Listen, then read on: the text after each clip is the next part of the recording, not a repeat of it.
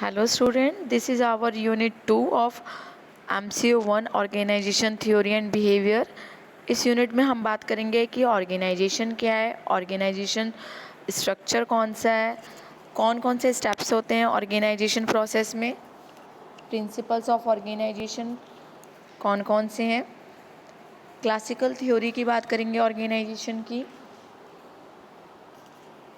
New classical theory की बात करेंगे, मॉडर्न थ्योरी ऑफ ऑर्गेनाइजेशन की बात करेंगे, सिस्टम थ्योरी, कंटीजेंसी थ्योरी और कंटेम्प्रेरी इश्यूज देखेंगे जो ऑर्गेनाइजेशन में होते हैं। और एकदम एंड में मैं आपके साथ शेयर करूंगी वो क्वेश्चंस जो फ्रिक्वेंटली पूछे जाते हैं एग्ज़ाम्स में। तो स्टार्ट करते हैं ऑर्गेनाइजेशन। देखिए ऑर्गेनाइजेशन क्या है। ऑर्गेनाइजेशन एक सोशल एंटिटी है जिसमें बहुत सारे ह्यूमन बींग्स रहते हैं और ह्यूमन बींग्स एक साथ वर्क करते हैं ताकि हम ऑर्गेनाइजेशनल गोल्स को अचीव कर सकें। ऑर्गेनाइजेशन में हम बात करते हैं ग्रुप ऑफ पीपल की, डिवीज़न ऑफ वर्क की कि कौन पर्सन क्या काम करेगा, किस लिए काम करते हैं, कॉमन पर्पस के लिए बात करते हैं, रिलेशनशिप की बात करते हैं कि कौन किसको रिपोर्ट करेगा, हॉरिजॉन्टल रिलेशनशिप रहेगी या वर्टिकल रिलेशनशिप रहेगी। ग्रोथ की बात करते हैं ऑर्गेनाइजेशन की, ऑप्टिमम यूज़ ऑफ रिसोर्सेज की बात करते हैं। अब बात कर लेते हैं कि ऑर्गेनाइजेशन जो है वो क्यों ज़रूरी है किसी भी एंटरप्राइज़ में। देखिए बेटा, जो ऑर्गेनाइजेशन होती है उसी की बदौलत यानी कि उसी की वजह से बिकॉज ऑफ ऑर्गेनाइजेशन इफ़ेक्टिवनेस आती है कंपनी में, एफिशिएंसी आती है। क्योंकि हम ऑर्गेनाइजेशन में बात करते हैं रिस्पॉन्सिबिलिटीज़ की, अथॉरिटीज़ की। तो अगर हमें पता है कि हमारी क्या रिस्पॉन्सिबिलिटीज़ है, क्या अथॉरिटी है, हमें किसको रिपोर्ट करना है, रिलेशनशिप रिपोर्ट की बात करते हैं, तो काम करना जो होता है ईज़ ऑफ डूइंग हो जाती है किसी भी कंपनी में। तो बात कर लेते हैं कि जो ऑर्गेनाइजेशन है वो क्यों इम्पॉर्टेंट है। First, facilitate administration. तो एडमिनिस्ट्रेशन में मदद करती है, ग्रोथ एंड डाइवर्सिफिकेशन में मदद करती है, किसके, कंपनी के। Permits optimum use of resources. जो हमारे पास रिसोर्सेज हैं उसको हम ऑप्टिमम यूटिलाइजेशन कर सकते हैं थ्रू ऑर्गेनाइजेशन। क्योंकि स्पेशलाइजेशन की बात करते हैं हम ऑर्गेनाइजेशन में, डिवीज़न ऑफ वर्क की बात करते हैं। स्टिमुलेट क्रिएटिविटी, क्रिएटिविटी दिखाते हैं एम्प्लॉयज़ अपनी। क्योंकि जब हम स्पेशलाइज्ड हो जाते हैं तो हम किसी भी टास्क को करने के लिए नए तरीका यूज़ करते हैं। वर्ड ठीक कर लीजिएगा बेटा। Encourage humanistic approach. तो ये किसको एनकरेज करते हैं, ह्यूमनिस्टिक अप्रोच को। क्योंकि हम बात करते हैं इसमें selection, training, simulation, promotion for employees. तो इससे क्या होता है, टीम वर्क की बात आती है कि हम जो ह्यूमन बींग्स है वो टीम वर्क में काम करते हैं कॉमन गोल्स को अचीव करने के लिए। तो ह्यूमनिस्टिक अप्रोच को ये एनकरेज करती है, बिजनेस की ग्रोथ में हेल्प करती है। जो मोस्टली क्वेश्चन आपसे पूछा जाता है एग्ज़ाम में वो पूछा जाता है write down the steps in organisation process. कि ऑर्गेनाइजेशन जो प्रोसेस है उसमें के क्या क्या स्टेप है, वेरी इंपॉर्टेंट बेटा। तो जो इसका फर्स्ट स्टेप है वो है identification and division of work. तो सबसे पहला स्टेप जो आपका होता है उसमें क्या होता है कि आप आइडेंटिफाई करते हैं कि आपको क्या काम करना है, किसके अकॉर्डिंग करते हैं, जो अपने ऑब्जेक्टिव बनाए हुए हैं ऑर्गेनाइजेशन में। फिर उस जो काम को आपने आइडेंटिफाई किया है उसको आप क्या करते हैं, डिवाइड करते हैं स्मॉल टास्क में। और फिर जो स्पेशलाइज्ड पर्सन होते हैं वो उस टास्क को करते हैं। फिर आ जाता है आपका classification of activity under departmentalisation. तो अब आपने क्या किया, पहले तो आपने टास्क को डिवाइड कर दिया। अब वो जो टास्क आपने डिवाइड किया उसको आप क्लासीफाई कर देते हैं डिफरेंट एक्टिविटीज़ में।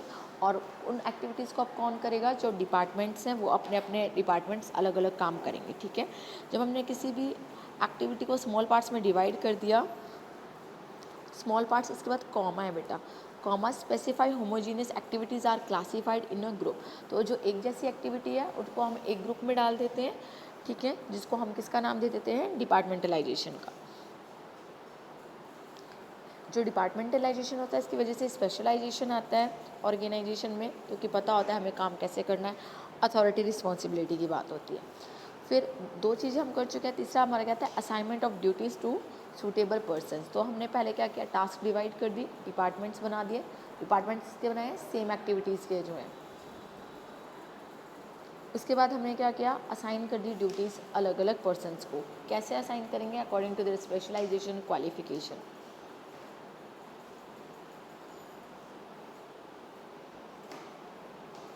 देन आता है डेलीगेशन ऑफ अथॉरिटी। डेलीगेशन का मतलब क्या होता है, देखिए बेटा, जो आपका टॉप लेवल होता है, या जो आप कह सकते हैं जो एक सुपीरियर होता है, उसके पास सुपरवाइज़र होता है, सुपीरियर होता है, उसके पास जो काम का बर्डन होता है वो थोड़ा ज़्यादा होता है, तो वो अपने काम को क्या कर देता है, वो आगे किसी और पर्सन को अपनी अथॉरिटी दे देता है कि मेरे बदले तू ये काम कर देना। तो अथॉरिटी दे रहा है, साथ साथ रिस्पॉन्सिबिलिटी भी दे रहा है। बट डेलीगेशन ऑफ अथॉरिटी में क्या करता है, आप अपने अथॉरिटी तो डेलीगेट कर पाते हैं कि हाँ भाई मैं ये काम नहीं कर रहा, आपके पास ये अथॉरिटी है, ये साइन आप कर सकते हो, बट आप रिस्पॉन्सिबिलिटी डेलीगेट नहीं करते।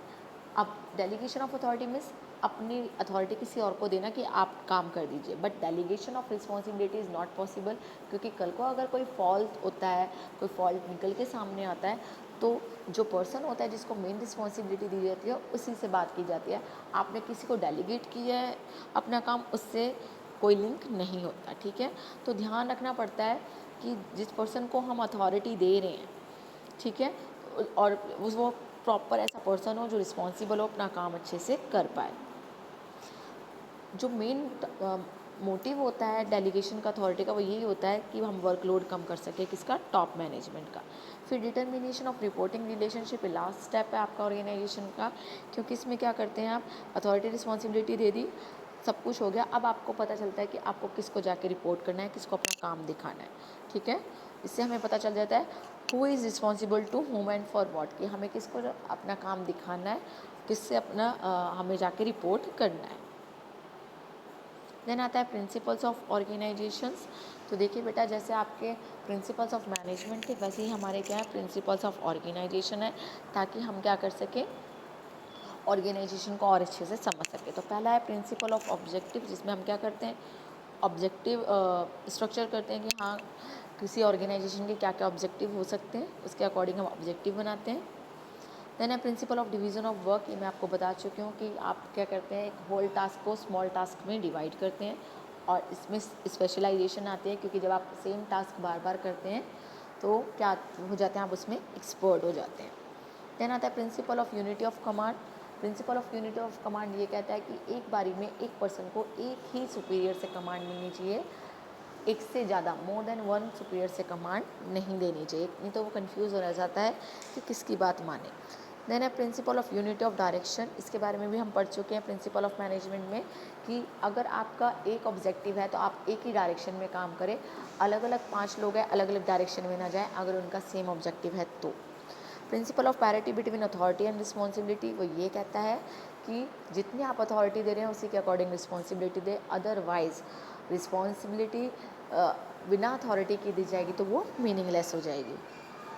प्रिंसिपल ऑफ डेफिनेशन, डेफिनेशन वाला प्रिंसिपल ये कहता है कि आपको क्लियरली डिफाइन कर देना चाहिए कि आपकी क्या अथॉरिटी है और क्या रिस्पॉन्सिबिलिटी है, ताकि सबको पता हो कि मेरी क्या रोल्स हैं, क्या मेरी ड्यूटीज़ हैं। Principle of span of control, principle of span of control ये बताता है कि एक सुपीरियर के अंडर कितने आप सबॉर्डिनेट्स हैं, कि उसको कितनों को सुपरवाइज़ करना है। बहुत ज़्यादा अगर सबॉर्डिनेट दे दिए जाएंगे तो उसको काम करना बहुत टफ हो जाएगा। देन प्रिंसिपल ऑफ बैलेंस है, जो बैलेंस बना के रखता है किस किस के बीच में, कि जो काम आपने को दिया है उसके बीच में, और जितनी रिस्पॉन्सिबिलिटी आपको दिया है उसके बीच में। Principle of flexibility, principle of flexibility बताता है कि भाई हमें अकॉर्डिंग टू सर्कमस्टांस चेंज करते रहना चाहिए, ऐसा नहीं हो कि हम रिजिड हो। प्रिंसिपल ऑफ सिंप्लिसिटी, इसमें कहा जाता है कि जो स्ट्रक्चर है ऑर्गेनाइजेशन का वो सिंपल रहे, ताकि लोग जो आपके एम्प्लॉयज़ हैं वो अपना रोल्स और ड्यूटीज़ को अच्छे से समझ सकें। Principle of exception, principle of exception ये कहता है कि डे टू डे टास्क को हमें टॉप लेवल तक नहीं पहुंचाना है, जो की टास्क है, जो बहुत इंपॉर्टेंट टास्क है, बस उस तक ही हमें उसी को ही आगे पहुंचाना है टॉप लेवल पे, ताकि जो आपका टॉप मैनेजमेंट है वो कि आपके जो ऑब्जेक्टिव है उन पे फोकस कर सके। प्रिंसिपल ऑफ कंटिन्यूटी, कंटिन्यूटी ये बताने की कोशिश करता है कि ऐसा नहीं होना चाहिए कि हम रिजिड हों, हमें क्या करना है, कॉन्टीन्यूसली चलना है। ऐसा नहीं आज ही है हम कंटिन्यूसली, है ना, कि आप आगे आगे आगे बढ़ेंगे, रोल चेंज होता जाएगा, डायनामिक होना चाहिए हमें। Then principle of efficiency, efficiency आपको पता ही है कि क्या, कि मैक्सिमम या फिर आप कह सकते हैं ऑप्टिमम यूज़ ऑफ रिसोर्सेज करना है ताकि मिनिमम कॉस्ट लगे। स्केलर प्रिंसिपल, स्केलर प्रिंसिपल के बारे में हम पहले भी पढ़ चुके हैं, जो ये कहता है कि रूल्स रेगुलेशन होने चाहिए लोअर लेवल के टॉप लेवल से बात करने के लिए, ठीक है, कि एक स्किल से गुजरना है कि अगर आपको मान के चल रहे हैं कोई वर्कर है, अगर उसको टॉप मैनेजमेंट तक अपनी बात पहुंचानी चाहिए तो वर्कर पहले किसको बताएगा, सुपरवाइज़र को, सुपरवाइज़र आगे मैनेजर को, फिर मैनेजर आगे जनरल मैनेजर को, फिर वो टॉप मैनेजमेंट तक जाए, डायरेक्ट ना जाए। और अगर बहुत ही इमरजेंसी है तो हम गैंग प्लान का यूज़ कर सकते हैं, जिसमें एक्सेप्शन होती है कि डायरेक्ट हम बात कर सकते हैं। देन आता है classical theory of organisation. Classical theory of organisation ये कहती है कि भाई जो ह्यूमन बींग्स है उनको ज़्यादा इंपॉर्टेंस नहीं दी जाती, किसको इंपॉर्टेंस दी जाती है, ऑर्गेनाइजेशन को ज़्यादा इंपॉर्टेंस दी जाती है, ठीक है। इसके जो क्लासिकल थ्योरी में जो हैं हमारे थ्योरीज, उनके बारे में बता रखा है कि कौन कौन ऐसे हैं जिन्होंने क्लासिकल थ्योरी को इम्पोर्टेंस दी है। ये मेनली डिपेंड है ब्यूरोक्रेसी पे। ब्यूरोक्रेसी में क्या होता है, हार्ड एंड फास्ट रूल्स होते हैं। एडमिनिस्ट्रेटिव थ्योरी में साइंटिफिक मैनेज, ये सारी बात की गई है हमने किसमें, क्लासिकल थ्योरी में, क्योंकि इसमें ज़्यादातर किस पे फोकस किया गया है, ऑर्गेनाइजेशन पे, ठीक है। रिलेशनशिप्स, पावर, ऑब्जेक्टिव्स, एक्टिविटीज़, ये कॉमन है बेटा। Communication and other factor that exist when person work together. वो कहना चाहते हैं क्लासिकल थ्योरी में कि हमें एक मैकेनाइज्ड और सिस्टमैटिक वे में चलना चाहिए। उसी का क्लासिकल थ्योरी का ही क्लासिकल थ्योरी में ही आपकी पहली थ्योरी आती है ब्यूरोक्रेसी। ब्यूरोक्रेसी हमें किसने दी है, मैक्स वेबर ने दी है। उसने बताया है कि 3 तरह की पावर होती है आपकी, traditional power, charismatic power and legal power, ठीक है। उसने बताया कि जो ब्यूरोक्रेसी में है उसमें हमें क्या करना है, रूल्स रेगुलेशंस मान के चलने हैं।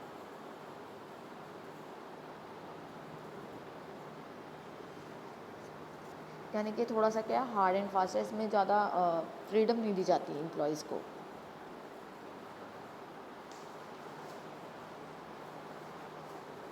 मैं स्क्रॉल धीरे धीरे कर रही हूँ ताकि आप रीड आउट भी कर सकें। ये इसके कुछ बेसिक करेक्टरिस्टिक्स दे रखे हैं कि टास्क स्पेशलाइजेशन होना चाहिए, हायरार्की होनी चाहिए, फॉर्मल सिलेक्शन होना चाहिए, रूल्स रेगुलेशंस होने चाहिए, इम्पर्सनल हो, पर्सनल कुछ नहीं होना चाहिए, करियर ओरिएंटेशन होना चाहिए। देन आ जाती है एडमिनिस्ट्रेटिव थ्योरी। ये भी क्योंकि क्लासिकल है तो ये भी रूल्स रेगुलेशन पे ही चलती है। ज़्यादातर इसमें बताया जाता है कि फॉर्मलाइज एडमिनिस्ट्रेटिव स्ट्रक्चर होना चाहिए, इनफॉर्मल कुछ ना हो, रूल्स हो, रेगुलेशंस हो, क्लियर डिवीज़न ऑफ लेबर हो, delegation of authority and responsibility बहुत क्लियर हो, पावर्स की बात की जाती है, रिस्पॉन्सिबिलिटी की बात की गई है। इसमें लिखा है ना, इसमें 2 चीज़ों को मेन इंक्लूड किया गया है, फॉर्मलाइज एडमिनिस्ट्रेटिव स्ट्रक्चर और division of labour. Scientific management हमें बताता है कि हमें जो साइंस है उसका यूज़ करना है, किसमें, मैनेजमेंट का। हमने पुराने रूल ऑफ थंब नहीं मानना कि भाई एक ही चीज़ को बार बार करे जाएंगे तो हर सिचुएशन पे वो आपका आइडिया, एक जो आइडिया वो हर सिचुएशन पे काम आएगा, नहीं। हमें क्या बताया गया कि हमें trial and error method use नहीं करना कि गलती करो और सीखो, नहीं। हर एक चीज़ को करने का एक स्पेशलाइज तरीका होना चाहिए ताकि जो वेस्टेज ऑफ रिसोर्सेज है उसको बचाया जा सके। न्यू क्लासिकल थ्योरी जो है एक एक्सटेंडेड वर्जन है आपका क्लासिकल थ्योरी का।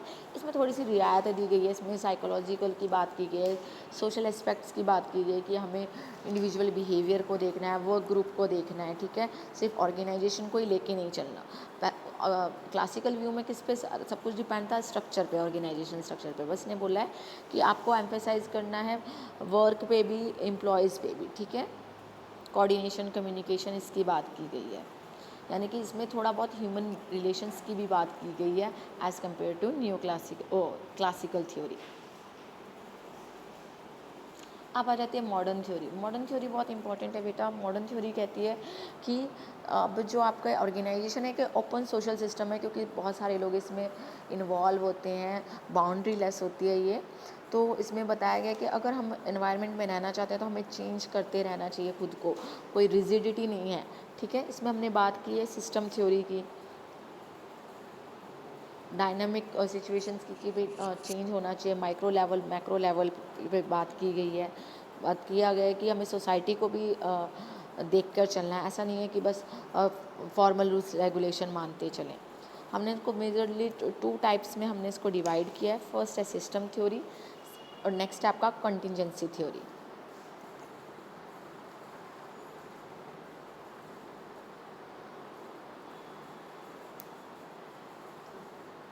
सिस्टम थ्योरी किसकी बात करती है? सिस्टम थ्योरी बताती है कि किसी भी काम को करने के लिए, जो भी आपका काम है, उसमें बताया था कि whole is greater than the sum of its part. जो मेन काम है सिस्टम थ्योरी का वो यही कहती है कि जो आपका पूरा है, जब हम किसी चीज़ को पूरा कर लेके चलते हैं तो वो ज़्यादा अच्छे रिजल्ट देते हैं अगर हम टुकड़ों में करें तो। ये ऐसा कहाँ पे यूज़ होता है ज़्यादातर? ये जहाँ पे आपके कॉम्प्लेक्स सिस्टम होते हैं वहाँ इसकी बात की गई है। इसमें बोला जाता है system theory seeks to explain and develop hypothesis बनाती है around characteristic that arise with in complex system. तो मेनली कहाँ पे होता है ये? जहाँ पे आपके कॉम्प्लेक्स सिस्टम होते हैं, समझने में थोड़ी प्रॉब्लम होती है।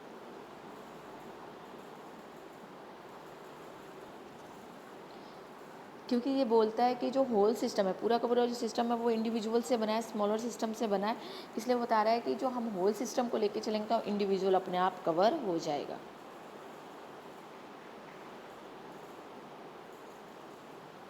देन आती है कंटिजेंसी थ्योरी। कंटिजेंसी थ्योरी ये बताने की कोशिश करती है कि किसी भी काम को करने का कोई एक आइडियल वे नहीं हो सकता। अगर आप बोले कि नहीं इस तरीके से करूँगा तो सारी प्रॉब्लम सॉल्व हो जाएंगी, नहीं। ठीक है, ये एम्फेसाइज करती है कि आपके there is no ideal way to manage an organisation. कोई आइडियल वे नहीं है, आपको सिचुएशन को देख कर ही क्या करना है, अपना काम करना है। It emphasise that the best way to lead, plan, comma, organise and conduct management activities varies from situation to situation. आज किसी सिचुएशन को हैंडल करने के लिए कोई एक आइडिया गया है, दूसरे टाइम दूसरा, तीसरे टाइम तीसरा, ऐसे बता रही है। कहते कोई पर्टिकुलर कोई सिस्टम नहीं होता है। कंटेम्प्रेरी इशू आते हैं ऑर्गेनाइजेशनल थ्योरी में, जैसे कि कंटेम्प्रेरी इशूज़ कौन कौन से आ जाते हैं? जैसे इम्पैक्ट ऑफ टेक्नोलॉजी का क्या इम्पैक्ट पड़ा है ह्यूमन साइड ऑफ ऑर्गेनाइजेशन पे, ग्लोबलाइजेशन का क्या इम्पैक्ट पड़ा है, डिफरेंट स्ट्रैटेजीज़ जो होती है उसका क्या इफेक्ट पड़ता है ऑर्गेनाइजेशन पे, क्रॉस कल्चर इम्पैक्ट कैसे पड़ता है ऑर्गेनाइजेशन पे। ये सिर्फ आपको मैं ब्रीफली बता रही हूँ, इसको आप बढ़ा के खुद लिखेंगे। जैसे हम बनाते हैं ना प्लानिंग में क्या क्या आता है, ऐसे इसको आप थोड़ा लंबा करके लिखें ताकि आपको मार्क्स मिल सके। मोबिलिटी ऑफ पीपल, एक जगह से दूसरी जगह जाते हैं तो क्या इफ़ेक्ट पड़ता है ऑर्गेनाइजेशन पे। देन फ्रिक्वेंटली आस्क्ड क्वेश्चन है बेटा, जो बहुत ज़्यादा पूछे जाते हैं किस में, कोई एग्जाम्स में। How do principles of organisation facilitate smooth functioning of the organisation. तो इनडायरेक्टली वो प्रिंसिपल्स ऑफ ऑर्गेनाइजेशन के बारे में पूछ रहा है। पहले आप वो प्रिंसिपल्स बताएंगे और साथ साथ में मैंने उनको बता भी रखा है कि कैसे ये यूज़फुल होते हैं, तो आप वो भी बताएंगे। देन है how does scientific management enhance the efficiency of organisation. तो साइंटिफिक मैनेजमेंट में हम बात करते हैं ना, साइंस का यूज़ कर रहे हैं हम मैनेजमेंट में, rules regulations rule of thumb नहीं मान रहे हैं, तो वो जो छोटी छोटी लाइन्स है बेटा उसको ही आपको क्या करना है, ज़्यादा बढ़ा बढ़ा के लिखना है। आपको डिस्टिंग्विश करना है classical and new classical theory of management में, कि क्लासिकल पे ऑर्गेनाइजेशन स्ट्रक्चर पे मेहनत की गई थी, न्यू क्लासिकल में ह्यूमन बींग्स के रिलेशनशिप की भी बात की है।